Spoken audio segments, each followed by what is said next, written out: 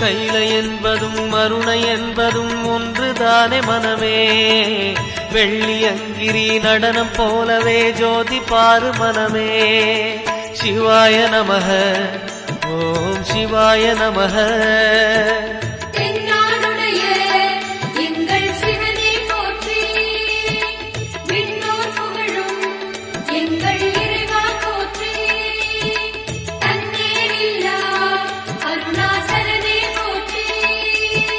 சிவாய நமக ஓம் சிவாய நமக. சிவாய நமக ஓம் சிவாய நமக.